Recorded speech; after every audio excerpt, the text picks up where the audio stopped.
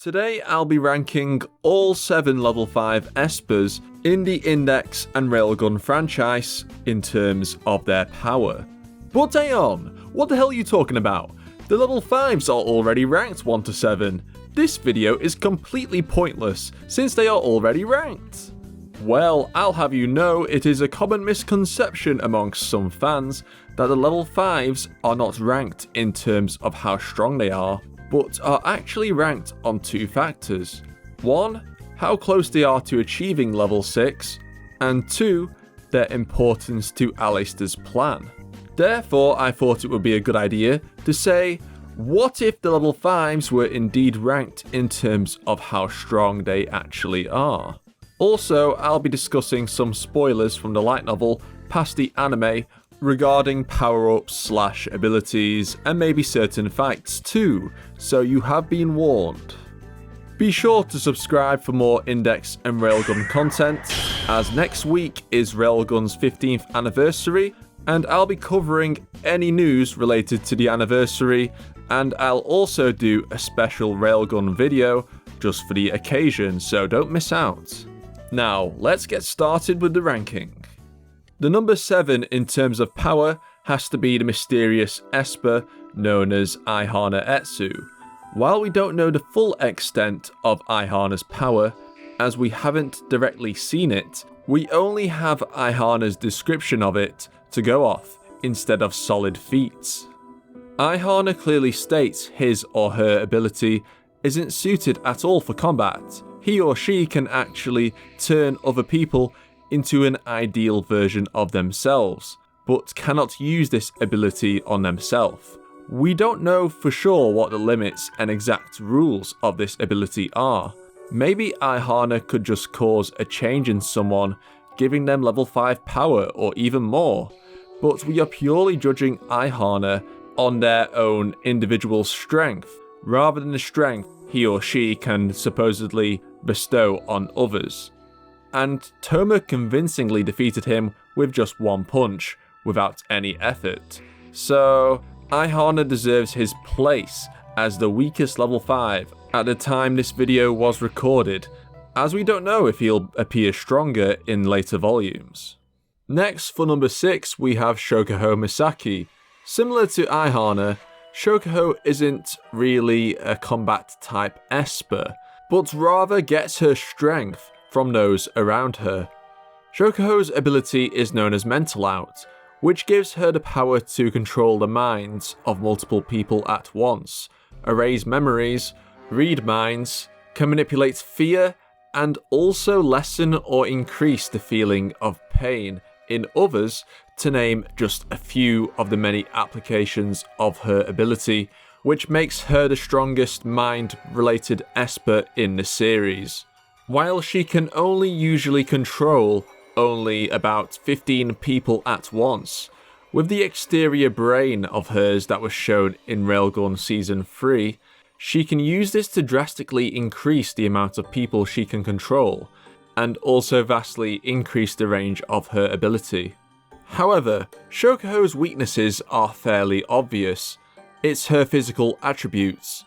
She doesn't have superhuman speed, like some of the other level 5s, so that limits her strong ability to control others, since against stronger enemies, she won't be able to use Mental Out on them in time if they are faster than her. Plus, her stamina is very bad, she gets tired very quickly, and she doesn't really have any impressive durability or defenses, so landing 1 hit on her will likely result in her death if the opponent is strong enough. And if you have resistance to her power, then she pretty much can't do anything to you apart from maybe ordering her clique or the people she's controlling to attack you. Although I do think Shokuhou is somewhat underrated in terms of power, despite her obvious weaknesses. In her berserk state in New Testament 22R, with her power out of control, due to Mental Out being an ability that controls moisture in the brain for it to work, she could freeze dry objects around her by draining them of moisture and causing them to explode. And with this out of control ability, She was even able to bypass Misaka's electro barrier, which previously prevented Shokuhou from controlling her. Therefore, if we are purely judging Shokuhou on whether she can control others on this list, then Shokuhou could actually be 2 places higher than she is right now, thanks to her berserk state.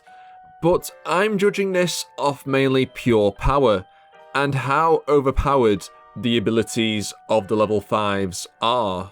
And Shokuhou wasn't able to destroy anything impressive when her ability did go out of control, and she is only able to retain this berserk state for a seemingly short period, and she still has her pre-existing weaknesses. Therefore, Shokuhou will stay at number 6. At number 5, we have Mugino Shizuri, aka Meltdowner. Okay, I know she got beat by Hamazura twice. However, her ability is still very strong. To defend Mugino, she lost the first time for toying around with her food, and then in World War III due to her body reaching the limit from using the body crystal. So Mugino definitely deserves more respect. Her Meltdowner ability manipulates electrons and fires electron beams, which atomize anything that come into contact with it.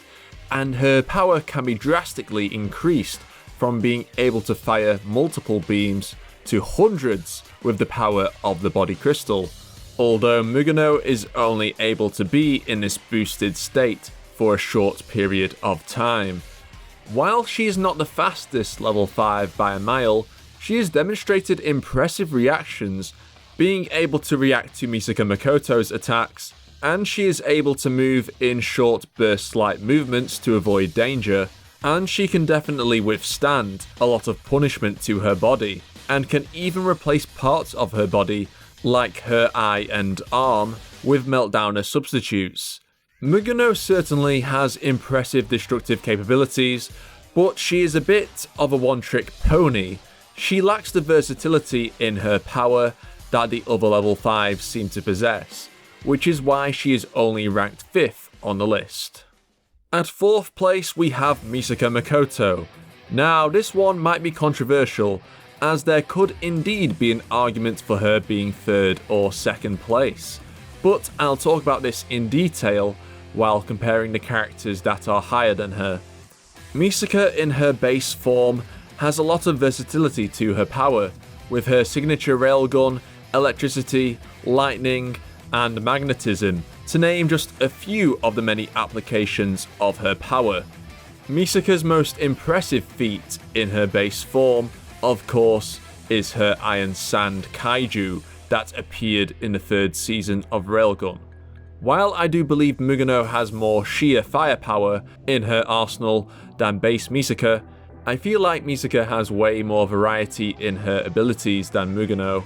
Misaka's different forms, however, considerably buff her from base. Let's first talk about her level 6 shift forms, or more specifically, her 5.3 form. Misaka did not actually reach level 6, but was simply progressing towards it, and would have exploded into a supernova in this state. But I will purely judge her on what she showed in the forms that we saw. She was casually destroying multiple buildings in Academy City, and the energy ball she was creating was gathering enough power that it was going to destroy Academy City and potentially much more. We also have her anti-art attachment form in the Index novels, which gives her attacks boosted with Alistair's magic, and potentially can kill nerfed magic gods if her AAA unit is scaled to the one Kihara Noken used. However, I would argue that these two forms are still not enough to earn her a spot in the top 3. Next at number 3, we have the King of Guts himself, Sogiita Gunha.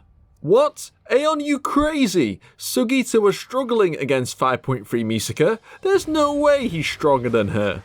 Well, Sogiita was in fact containing a decent portion of Misaka's power in this form, which is pretty impressive, and Toma informed Sogiita that Misaka was his friend and needed saving.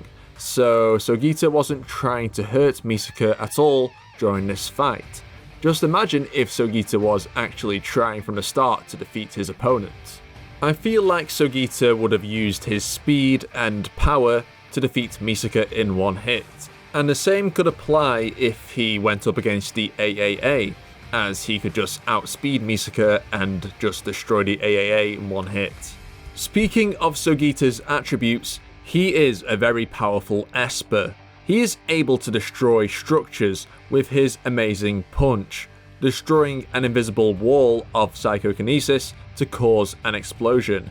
He is also one of the fastest level 5s, being able to move at supersonic speeds as described in the novel, but has even faster reactions, being able to react to buffed Misaka's attacks, and in a side novel, Jihinki no Fanfare, he was able to catch a railgun in his teeth, and Misaka wasn't really able to do anything to Sogiita despite her efforts.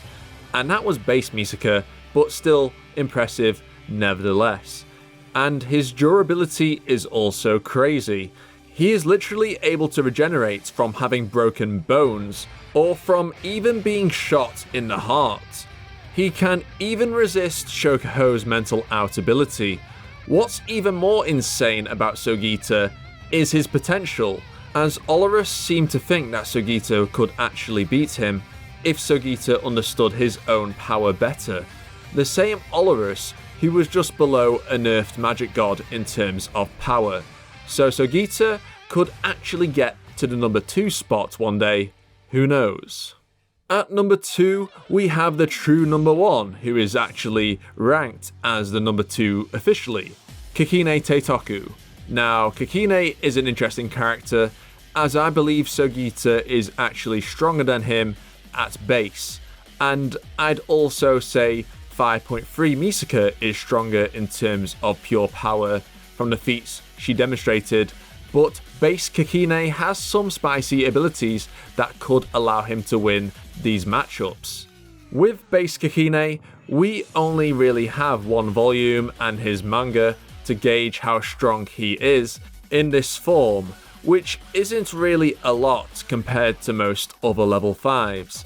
His dark matter ability not only manifests into wings that can stab targets, but he can apply the unique laws of dark matter to the real world, altering physics as a result. This includes being able to transmute things his dark matter touches, such as turning a human into sand, sunlight into lasers, and a variety of other effects. Kakine, of course, was also able to match and keep up with Accelerator for a decent amount of time, and even had the upper hand at one point until Accelerator managed to adapt to the situation. Kakine also stated his dark matter wings can even withstand a railgun blast, which should easily put him above base Misaka if we are to trust his statement. Base Kakine seemingly has decent durability too, considering he managed to somehow stay alive despite his body being ripped to shreds by Blackwing's Accelerator, and live long enough for his brain to be put into the fridge. Kakine's durability, however, took an insane buff with his dark matter form in New Testament, with his entire body being made up of dark matter, and having the ability to endlessly regenerate, and creating an endless supply of clones of himself. This form is so crazy, he was able to stalemate both Mugino and Accelerator at the same time, who had no idea how to stop him. For this reason, there is actually an argument for Kakine at number 1, but due to the recent buffs Accelerator got in the novels, sorry Kakine, you're staying at number 2. Against opponents like Sogiita and 5.3 Misaka, they simply have no way to defeat Kakine due to his regeneration, and with his clones, he can slowly wear down his opponents while also using his transmuting abilities on his opponents for an instant kill. Therefore, Kakine will stay as the number 2 Esper. Last but not least, Who else would you expect, honestly, as the strongest level 5? We all know how overpowered Accelerator is, and how his vector control works. Redirect any attack that has vectors that hits him, and being able to control almost any force in the world with just a touch. Pretty much all the level 5s on this list can't land a single scratch on Accelerator, with the exception of Kakine, but Accelerator adapted his vectors to include dark matter, so Kakine actually lost the ability to hurt him and had to resort to wearing down Accelerator's battery life in order to harm him. Oh yeah, Accelerator also has black wings, white wings, and now platinum wings, where he shook the entire galaxy and ripped out Kuronzon's soul. Yeah, you heard that right. I don't even think Dark Matter Kakine is surviving that. Furthermore, Accelerator repelled Kuronzon's magic flaming sword, which rivaled Ophanus's universe-destroying Gungnir with his vector shield, although this was thanks to Clipper's knowledge, as I explain in this old video, so it's situational, but it does give us a potential upper limit of the type of attacks that Accelerator can potentially repel. Being linked with the trees of Clip-Off, Clon-Off, and now the Abyss of Sephiroth gives Accelerator so much magical knowledge that he is a worthy adversary from nearly anyone from the magic side. Currently, I believe Accelerator is one of the strongest characters in the series. I don't think he's quite full power magic god level yet, despite how much his power scaling fans, who have never even read a page of the light novel, will try to wank him as much as possible. Even fucking a lizard would have killed current Accelerator if she landed a clean hit on him in the right place of his vector shield. That's right, a lizard. Although, cutting a lizard some slack, the omnidimensional severing spell is overpowered enough to kill Iwaz, apparently. But still, let's face it, a lizard and Carissa get dicked on by full power Iwaz. End of story. No debate there. Do you agree with my list? If not, you can cry about it in the comments, I guess. Anyway, thanks for watching, subscribe to the channel if you haven't already, and I will see you all next time. Bye bye.